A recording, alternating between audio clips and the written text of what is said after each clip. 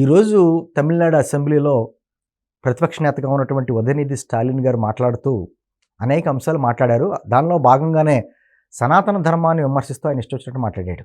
గతంలో కూడా ఇదే సనాతన ధర్మం మీద ఆయన డెంగ్యూతోటి, మలేరియాతోటి పోలుస్తూ మాట్లాడాడు అప్పట్లో చాలా తీవ్రమైన విమర్శలు వచ్చినాయి.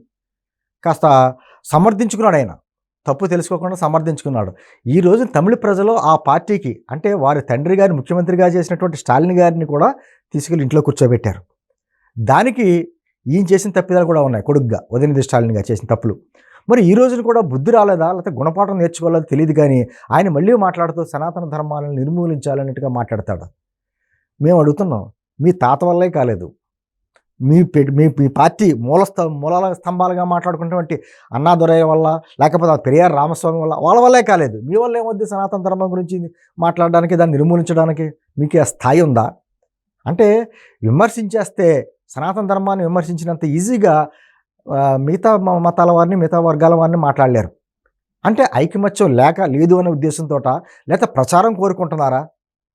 నువ్వు రాజకీయాల్లో అంటే ఆ మాట మాట్లాడొచ్చో లేదో తెలియదు, కానీ ఒక పిల్ల బచ్చా అంటారు చూసారా, ఆ స్థాయి నీది.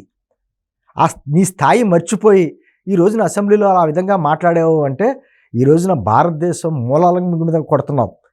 తమిళ ప్రజలు చూస్తూ ఊరుకుంటారు అనుకుంటున్నారా? తమిళ ప్రజలు రాజకీయాలని, సంస్కృతి సాంప్రదాయాలని విడదీసి చూస్తున్నారు కాబట్టి మీ ఆటలు సాగుతున్నాయి. కానీ నిజంగా ఒకసారి ఆ ప్రజలు పూర్తి స్థాయిలో ఆలోచించుకుని మన మూలాల మీద దెబ్బ కొడుతున్న ఇటువంటి వాళ్ళని నిర్మూలించాలని అనుకుంటే సనాతన ధర్మాలను నిర్మూలించడం సాధ్యం కాదు. కానీ నిన్ను, నీ పార్టీని నిర్మూలించడానికి, లేకపోతే అధపాతాళాన్ని తొక్కేయడానికి తమిళ ప్రజలు చూస్తూ ఉన్నారు.